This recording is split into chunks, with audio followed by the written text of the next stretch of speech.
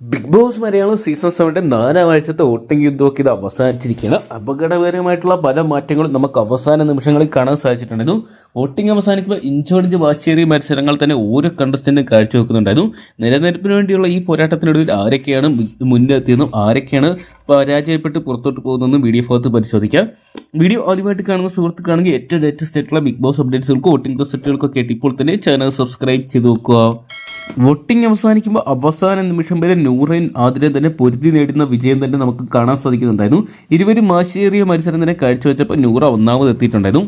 1,26,456 എന്ന് പറയുന്ന വോട്ടിംഗ് സംഖ്യ ഉയർത്തി മറ്റൊരു കണ്ടസ്റ്റന്റ് വെല്ലുവിളി ഉയർത്തിയ നൂറ നിന്നപ്പോൾ 2ാം സ്ഥാനത്ത് ആതിര എത്തി നിൽക്കുന്ന ഒരു കാഴ്ച നമുക്ക് കാണാൻ സാധിച്ചിട്ടുണ്ടായിരുന്നു.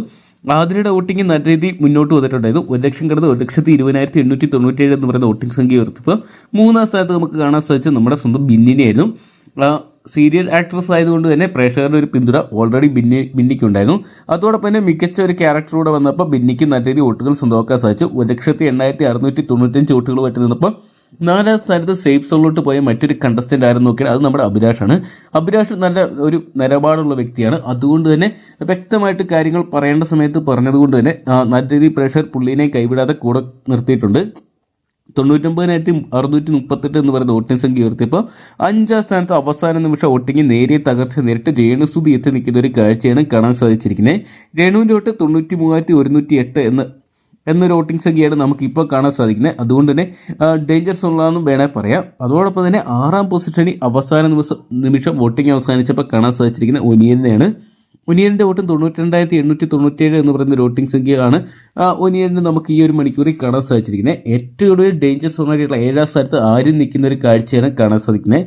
ആര്യൻ്റെ വോട്ട് 80,000-ഓളം മാത്രം സ്വന്തമാക്കാൻ സാധിച്ചുള്ളൂ. 80,361 എന്ന് പറയുന്ന ഒരു വോട്ടിംഗ് സംഖ്യ ഉയർത്തി ആര്യൻ ഏറ്റവും ഡേഞ്ചർ സോണിൽ ഇന്ന് ബിഗ് ബോസ് ഹൗസിനോട് വിട പറയേണ്ട അവസ്ഥയിലാണ് നിൽക്കുന്നതെങ്കിലും ഇപ്പോൾ ലഭ്യമായിരിക്കുന്ന അൺഒഫീഷ്യൽ വോട്ടിംഗ് റിസൾട്ട് ആയതുകൊണ്ട് തന്നെ ഇതിൽ മാറ്റങ്ങൾ വരാം. എങ്കിൽ പോലും നോക്കുകയാണെങ്കിലും കൂടുതൽ ആൾക്കാരുടെ ഒരു അല്ലെങ്കിൽ വോട്ടിൻ്റെ അടിസ്ഥാനത്തിലും അല്ലാതെയാണെങ്കിലും നോക്കുകയാണെങ്കിൽ ആര്യൻ പോകണം എന്ന് തന്നെയാണ് ഒരു 90% പ്രേക്ഷകരും ബിഗ് ബോസ് ആരാധകരും പറയുന്നത്.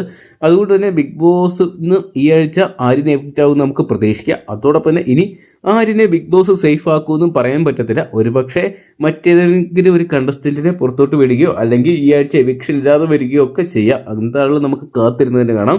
ഓണം പ്രമാണിച്ചുള്ള എപ്പിസോഡുകളായതുകൊണ്ട് തന്നെ ഒരുപക്ഷെ ഈ ആഴ്ച എവിക്ഷൻ വേണ്ട എന്നുള്ള തീരുമാനത്തിലും എത്താം. കാരണം ആര്യനെ ഒരുപക്ഷെ സേഫ് ആക്കാൻ വേണ്ടി എന്തൊക്കെയാണ് നമുക്ക് കാത്തിരുന്ന് തന്നെ കാണാം. എന്തൊക്കെ രസകരമായിട്ടുള്ള നിമിഷങ്ങൾ തന്നെ വീക്കെൻഡ് എപ്പിസോഡിൽ ഡയറക്ടർ വന്നതിന് ശേഷം നടക്കുന്നൊക്കെ അറിയാൻ വേണ്ടി. അപ്പോൾ ഈ ആഴ്ച ആര് പുറത്ത് പോകണമെന്നാണ് നിങ്ങൾ പ്രേക്ഷകർ ആഗ്രഹിച്ചിരുന്നതെന്ന് കമന്റ് ബോക്സിൽ പങ്കുവെക്കുക. ഒരു മണിക്കൂർ ഏറ്റവും കൃത്യമായിട്ടുള്ള വോട്ടിംഗ് റിസൾട്ടുകൾക്കും ബിഗ് ബോസ് അപ്ഡേറ്റ്സുകൾക്കൊക്കെ ആയിട്ട് ഇപ്പോൾ തന്നെ ചാനൽ സബ്സ്ക്രൈബ് ചെയ്ത് നോക്കുക.